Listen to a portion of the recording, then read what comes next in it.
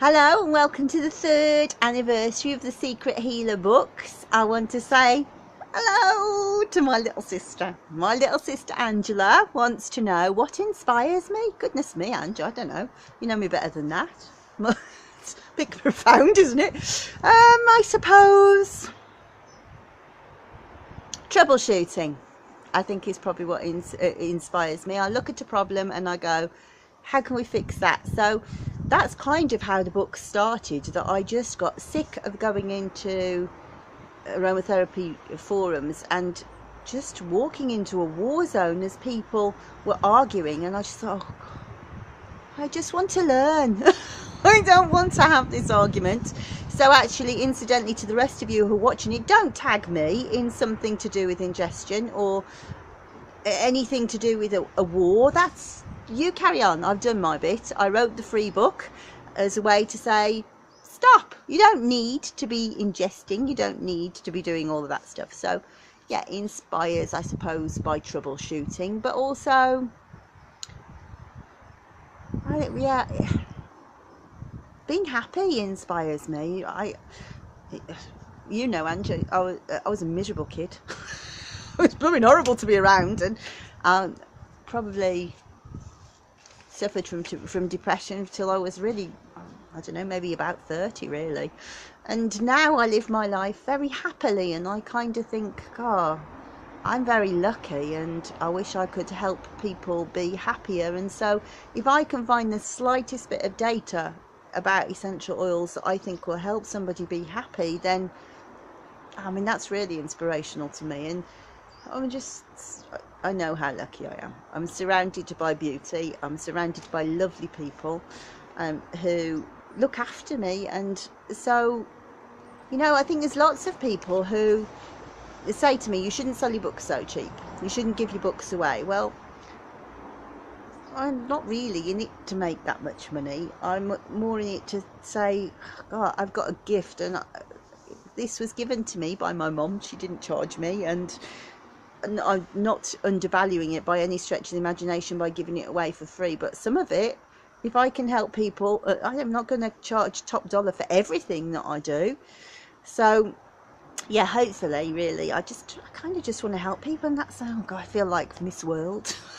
I just want to help people, but that is what inspires me, really. And well, you know, I can remember the very second that I thought, I'm not going to be an Egyptologist. There's no jobs left. Why would I study Egyptology and never get a job? Oh, well, I'm just, actually, to a certain extent, I was probably right, because Andy tells me that there's more Egyptology graduates than jobs by a long stretch. Apparently, it's one of the worst jobs. But I kind of wish that I'd carried on. You know, that I really love looking at the ancient documents. I mean, truly ancient, like the Egyptian, like the Epic of Gilgamesh, which is the Sumerian.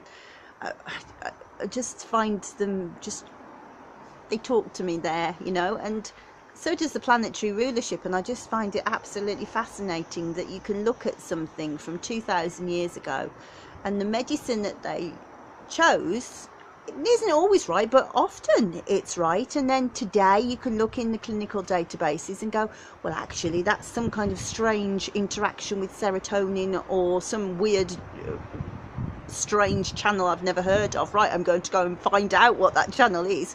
My goodness, that's what they saw in Egypt 3,000, 4,000, 5,000 years ago. And so, yeah, that's what you want to know, isn't it? That's what inspires me. I just love thinking, I am at this point in history where I can understand what you saw. I can explain it, and I'm very aware that, you know, there's tons we still don't understand. And I think there's a great deal of arrogance where people go, oh, we know the answers. We don't know many of the answers at all. Not at all. And so it's just really exciting when we go, oh, actually, that's an exciting answer.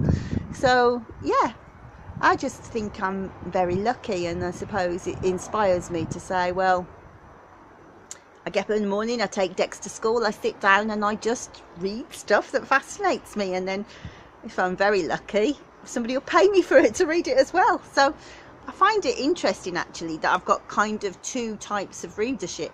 I've got those who just want to read the science and just go, I'm really not interested in the metaphysical, and then I've got those who also love the metaphysical as much as I do. And so I feel incredibly honoured and flattered that anybody would want to read anything that I wrote.